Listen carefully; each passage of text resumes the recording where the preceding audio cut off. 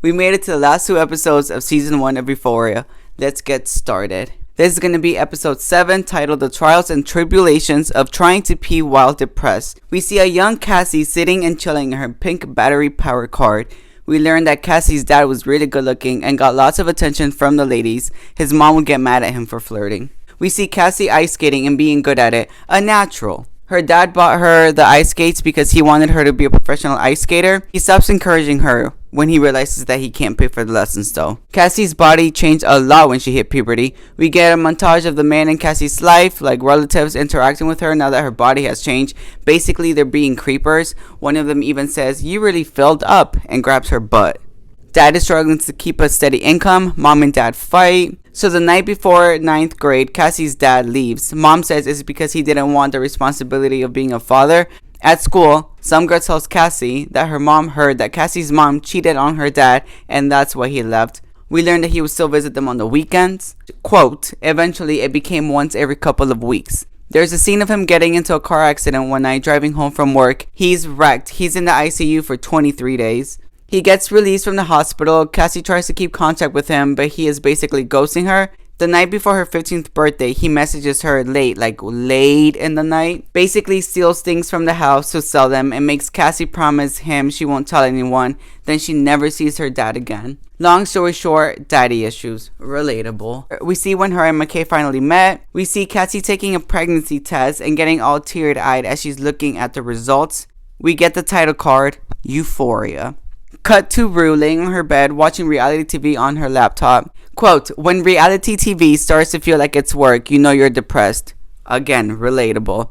Rue hasn't gone out of bed to pee in 24 hours because she's having a depression episode. Is it depression episode or depressive episode? I'm not sure. Jules is also depressed. We learned that after the Halloween party, Jules didn't go to school for a full week.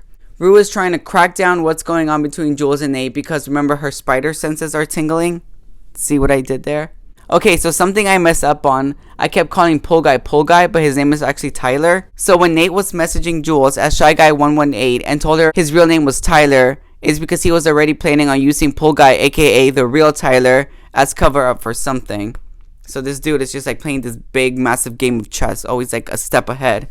Psycho. So Rue has put this piece of information together while having a manic episode. All the girlies are sitting at the table together. Kat, Maddie, Lexi. And it looks like a scene from Marvel's Avengers. We see a flashback scene of Kat hooking up with Daniel at the Halloween party. Funny. I always thought I was going to lose my virginity to you. You're a virgin? No, I mean when we were younger. When we dated. We dated? Daniel. I was shooketh. So this douche canoe Daniel that has been messing with Cassie and just had sexy time with Kat at the Halloween party after Cassie turned him down is the same Daniel that was young Kitty Cat's boyfriend when she was 11 years old. Remember she had a boy toy named Daniel and then he broke up with her through a note by 4th period after she came back from her vacation and she gained some virgin pina colada weight? The girls are fighting, like actually, Kat and Maddie are fighting. Gia walks into Rue's room to check in on her. Rue is like, I think I might just have the blue, then basically tells Gia to F off. We get a scene of Nate's dad basically calling BS on Nate. He's like, I don't know how you got out of the situation. I know you didn't deserve to, but you did. I just hope it didn't teach you the wrong lessons. Referring to the whole Nate choking Maddie and then framing Tyler's situation. Jules messages Rue and basically says, my bad for ghosting you, I got the flu. Jules tells Rue that she thinks she's going to visit a friend from her old school this weekend. Rue is at Fez's asking about guns and is all like, maybe you can scare Nate with one of yours. She basically wants revenge for Nate messing with everybody. Fesco is like, nah. Cut to a scene of Jules running, excited to be reunited with her friend from her old school. A montage of them hanging out and just good vibes. Jules is chatting with some girl. Cassie tells McKay she's pregnant. Kat is having a sketchy cam session. Remember our young entrepreneur? Yeah, she's still a cam girl right now. Their screen is black, like you can only hear a distorted voice. The scene is unsettling. Fez confronts Nate. Rue still hasn't peed. Jules is doing drugs. Scene of Rue in pain trying to get to the bathroom because she can't hold her pee anymore. Versus scene of Jules just dancing at a party having the time of her life. Jules starts hallucinating that Nate is at the party too. Scene of her and Nate kissing, but it's actually her just kissing the girl she was chatting with earlier. It's like a really weird, trippy scene. Quote, yeah, I like to report a crime. Nate has made a phone call to the cops and basically snitched on Fez. Rue is with her mom laying on her bed after the whole full bladder not being able to pee fiasco. Jules texts Rue saying, "You have no idea how much I've missed you." End scene. Alright, last episode. Episode 8, titled, "And Salt the Earth Behind You." Rue is narrating, and we learn she was at the hospital with a kidney infection. She's given Vicodin. Is it Vicodin or... Yeah, it's Vicodin, right? She's given Vicodin, 5 milligrams. She turns it down, though, because she said it upset her stomach before, but asked for another type of drug instead. She's trying to be all sneaky dicky with getting drugs, so the doctor is like, "We're aware you have a substance abuse problem, so let's just stick with Tylenol instead." Quote, "If I ever come back here with cancer, I really hope you're not my doctor." Hehehe, Rue. Like, she actually giggles. It's a really funny scene. She was there for 3 days. Jules visited her while she stayed there. Rue notices something is different about Jules. Jules is telling her about her trip and the girl she met. We get a very graphic sort of daydream fantasy of Nate Jacobs on fire, tied to a chair while Rue is shooting at him. Pew pew pew. Cue title card for the last time. Euphoria. We get a scene of Rue's mom standing at the front of a crowd reading a letter she was asked to write in regards to Rue's addiction. Mom's speech is beautiful. While mom is giving her speech, there are scenes of the kids. The kids. I call them the kids. Oh man, I'm so old. Like Jules, Rue, Kate. Who the F is Kate? Sorry. Like Jules, Rue, Kat, Nate, Maddie. You know, the gang getting all dressed up, getting ready for something. Nate's date is not Maddie though. It's some random girl. Maddie is in the car with Cassie and Lexi, and they're drinking Spike Gatorade. So they're getting lit while staying hydrated. Kind of responsible of them. Everyone is at school for a school dance. I think it's a homecoming dance. They're all sitting together. It's kind of cute seeing the gang all in one place because you don't really see that throughout the series. The girl Jules kissed on her trip messages her, so Jules excuses herself from the table to go to the bathroom and take sexy pictures for her. Nate walks into the dance with his hands on his date's buttocks, cheeks exposed. First of all, ew. Second of all, ew. Maddie says this when she sees them. "Are you like not hard?" "I am. It didn't feel like you're hard." Maddie and Nate are trying to have the sexy time, but things aren't working out. They go back and forth for a little. Then Nate gets all aggressive with Maddie again, grabs her by the jaw, throat area, and is all like, "Keep talking. Keep effing talking." Unsettling. Nate walks away, goes to the bathroom, slams the door.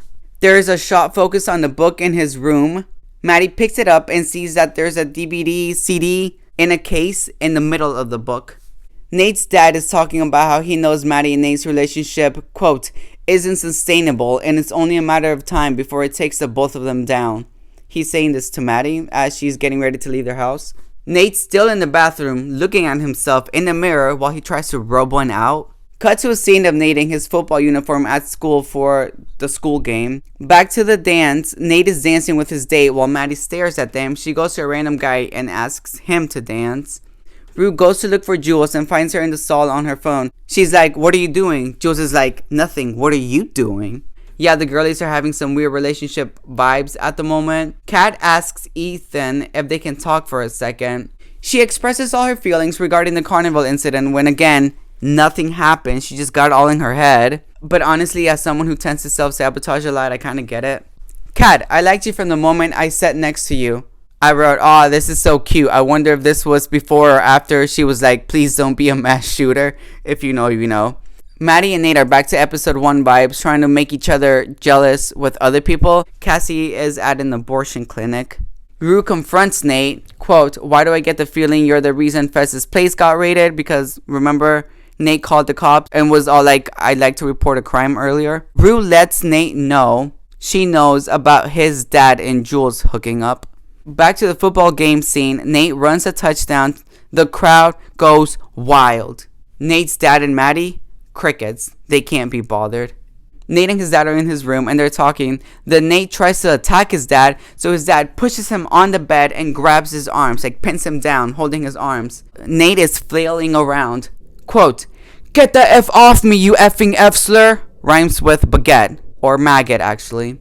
Nate is now on the floor. His dad is still holding his arms. Nate proceeds to start banging his head against the floor while laying on his back. F Nate, but this scene is really unsettling. Props to the actor. Cut to a scene of Maddie having the biggest gasp, OMG, sister shooketh facial expression ever. Basically, Maddie has seen the tape. You know, one of Nate's dad's homemade videos of him having sexy time with young people. I think this one was specifically of him and Jules. Rue and Jules are talking. Rue asks Jules if she's in love with Anna. That's the girl Jules had kissed when she went on her trip. Jules is like, yeah. Are you in love with me? Rue is asking. Yeah, Jules answers, smiling. Back to Cassie at the abortion clinic going through the procedure. Rue and Jules decided to, quote, get the F out of here. A scene of them riding their bikes. Man, I want a bike so bad. Rue and Jules are packing to leave town. They buy a train ticket. Rue is having second thoughts. Jules is ready to dip. Rue is panicking, really overthinking. She decides to stay and Jules gets in the train and leaves. She just leaves Rue on the platform. It was a very heartbreaking scene. Rue is walking home. We get a montage of her life. The ugly, the good, the bad. Rue is back in her room, does coke, and lays back on her bed. All For Us by Labyrinth is playing. We see Rue sort of stand up, seems very out-of-body experience moment, you know, because she's high. She's stumbling in her hallway. There's really no way to explain the scene. It's basically a music video within the show's finale. We see her on top of a group of people. Quote of the lyrics from the song that's playing in the background. I hope one of you come back to remind me of who I was when I go disappear into that good night. We hear a voice say, until then, followed by Rue falling back. Basically, this is a physical representation of her relapse. She was clean and now is high again. End of scene. Why are you such an emotional bitch?